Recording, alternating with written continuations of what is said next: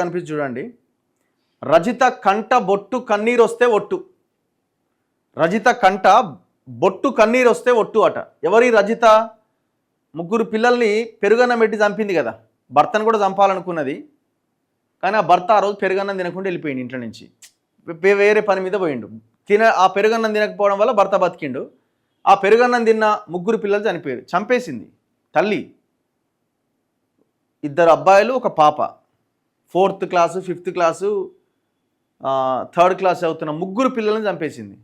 ఎందుకోసం అంటే ఈమెకి ఒక గెట్ టుగెదర్ పార్టీకి పోయిందట. గెట్ టుగెదర్ పార్టీకి పోతే అక్కడ ఒక పాత ఫ్రెండ్ పరిచయం అయింది, ఆయనతోని వ్యవహారం నడిపించింది. మీ పిల్లలు లేకుండా నువ్వు చంపేసి నా దగ్గరికి వస్తే రావచ్చు అని చెప్పిండట. సో అట్లా పిల్లలను చంపేసి వాడి దగ్గరికి పోదామని ప్లాన్ చేసి 2 కలిసి. ఇక ఆమె ఏదో యాక్షన్ చేసి నాకు కడుపు నొప్పి వస్తుందని ఏదో చేస్తే వాళ్ళు ఆ చుట్టూ ఉన్న వాళ్ళంతా హాస్పిటల్ తీసుకుపోయారు. తర్వాత ఈ వ్యవహారం అంతా బయటకు వచ్చింది పోలీసుల విచారణలో. కానీ ఆమె మాత్రం కనీసం పిల్లలు చనిపోయి నేను తప్పు చేసిన అన్న పశ్చాత్తాపం కూడా లేదట. పిల్లలను చంపుకున్నానన్న పశ్చాత్తాపమే లేదు.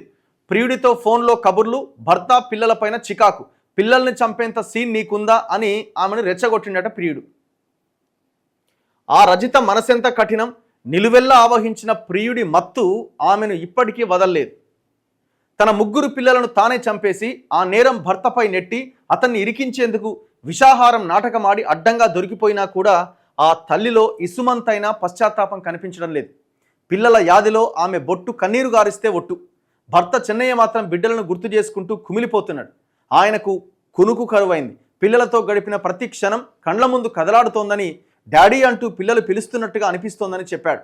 ఇటీవల సంగారెడ్డి జిల్లా అమీన్పూర్లో జరిగిన ఘోరం అటు స్థానికులకు కలవరపాటు గురి చేస్తోంది. బిడ్డలను కన్నతల్లే పొట్టన పెట్టుకోవడం ఏంటి అని వారంతా చర్చించుకుంటున్నారు. రజితకు 10th బ్యాచ్కు చెందిన స్నేహితుల నుంచి గెట్ టుగెదర్కి ఆహ్వానం వస్తే వెళ్లేందుకు తాను ఓకే చెప్పడమే ఘోరానికి కారణమైందని భర్త చెన్నయ్య అంటున్నాడు. గెట్ టుగెదర్లో ఆమెకు శివకుమార్ అనే చిన్ననాటి మిత్రుడితో చనువు ఏర్పడి అది వివాహేతర సంబంధం దాకా వెళ్ళి భర్త పిల్లలను మర్చిపోయేలా చేసింది. భర్తను వదిలేసి శివను పెళ్లి చేసుకోవాలని రజిత భావించింది. శివతో ఇదే అభిప్రాయాన్ని పంచుకుంది. నీకు పిల్లలు లేకపోతే పెళ్లి చేసుకునేవాణ్ణి అంటూ శివ బీరాలు పలికాడు. అతడి మాటలు సీరియస్గా తీసుకున్న ఆమె ఆ పిల్లలను చంపేసి ఆ నేరాన్ని భర్తపైకి నెట్టి జైలు పాలు చేస్తే తనకు అడ్డే ఉండదు అని ఊహల్లో తేలియాడింది. నీతో పెళ్లికి నా 3 పిల్లలు అడ్డు అనుకుంటే వారిని చంపేస్తానని రజిత చెప్పగా నీకంత సీనుందా అంటూ శివ ఆమెను రెచ్చగొట్టిండట. అయితే పిల్లలను ఎలా చంపాలి అనే విషయంలో ప్రణాళికను శివనే రూపొందించినట్టుగా తెలుస్తోంది. అతడు చెప్పినట్లే విషాహారం డ్రామాలో భాగంగా పెరుగన్నం పప్పన్నం అంటూ పోలీసులను రజిత తప్పుదోవ పట్టించే ప్రయత్నం చేసింది.